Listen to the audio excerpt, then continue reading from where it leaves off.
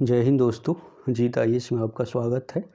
मैं उम्मीद करता हूं कि आप लोग बहुत अच्छे होंगे और आप लोग को मेरा पिछला वीडियो पसंद आया होगा। आइए आज बजट पे बात करते हैं कि बजट क्या होता है। बजट भविष्य की योजनाओं और उद्देश्यों के आधार पर अनुमानित आय और व्यय का एक औपचारिक विवरण होता है। इसे अगर और आसान शब्दों में समझे तो बजट बनाना आपके खर्चे करने की योजना बनाने की प्रक्रिया है। इस खर्च की योजना को ही बजट कहते हैं और बजट केवल आपकी आय के साथ आपके खर्चे को संतुलित करता है। ऐसा ही बजट देश चलाने के लिए सरकार भी पेश करती है। अभी वित्त मंत्री निर्मला सीतारमण ने केंद्र सरकार का 5वां और आखिरी पूर्ण बजट पेश किया है। इस बार का बजट अमृत काल का विजन, एक सशक्त और समावेशी अर्थव्यवस्था पर आधारित है।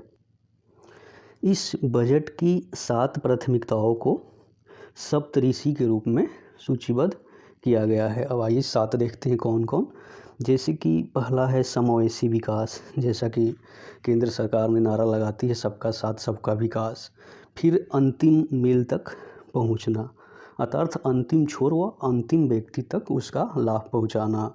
फिर आपका बुनियादी ढांचे का विकास, क्षमता का उजागर करना, हरित क्रांति, युवा शक्ति को ध्यान में रखा गया है और वित्त क्षेत्र। आइए इसका और कुछ महत्वपूर्ण बिंदु देखते हैं।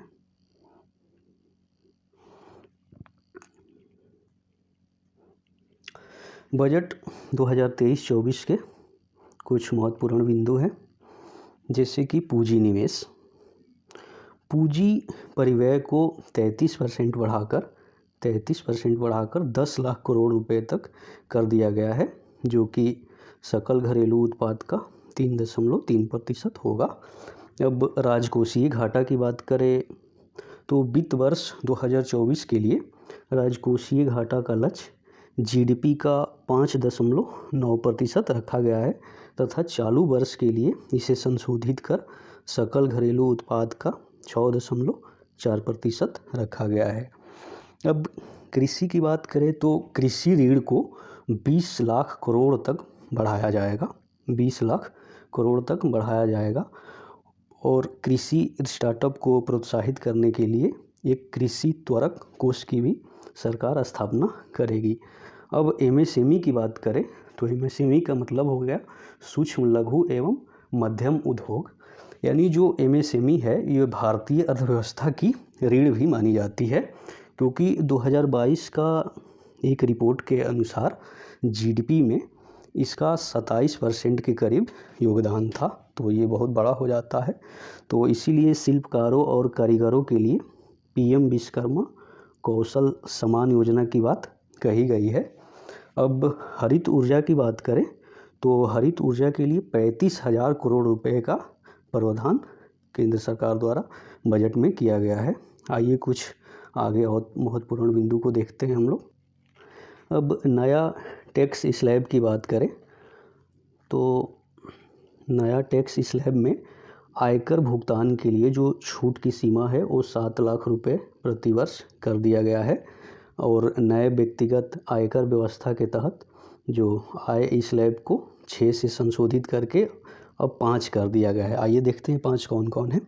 देखिए 3 लाख तक के आय पर, 3 लाख रुपए तक की आय पर आपको कोई कर नहीं लगेगा और 3 से 6 लाख रुपए तक की आय पर 5% कर निर्धारित किया गया है। 6 से 9 लाख रुपए तक की आय पर 10% की कर निर्धारित किया गया है और 9 से 12 लाख रुपए तक की आय पर 15% का कर निर्धारित किया गया है और 12 से 15 लाख रुपए तक की आय पर 20% का कर निर्धारित किया गया है और 15 लाख यानी 15 लाख या उससे अधिक रुपए की आय पर 30% का कर केंद्र सरकार द्वारा बजट में निर्धारित किया गया है।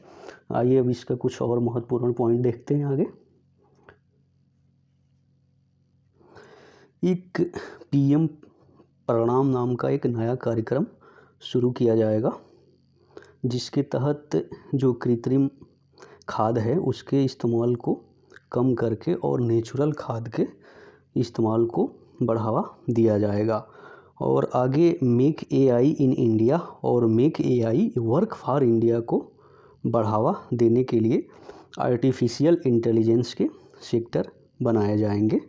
अब जो गरीबों को अंत्योदय योजना के तहत दिए जाने वाले जो मुफ्त खाद्यान्न था उसकी आपूर्ति को 1 साल के लिए और बढ़ा दिया गया है इस बजट में। और इस बजट में रेलवे के लिए इस बार सबसे अधिक पूंजीगत परिव्यय का प्रावधान किया गया है। इसको बढ़ा के 2.40 लाख करोड़ रुपए तक कर दिया गया है, जो सबसे अधिक है। तो उम्मीद करता हूँ कि ये बजट का जो कुछ महत्वपूर्ण पॉइंट था, आपके एग्ज़ाम के दृष्टिकोण से महत्वपूर्ण था, आप लोग को समझ आया होगा। और फिर नया वीडियो में किसी टॉपिक पे जल्द लेकर आऊँगा। तो आप लोग इस वीडियो को वॉच करिए। धन्यवाद तब तक के लिए।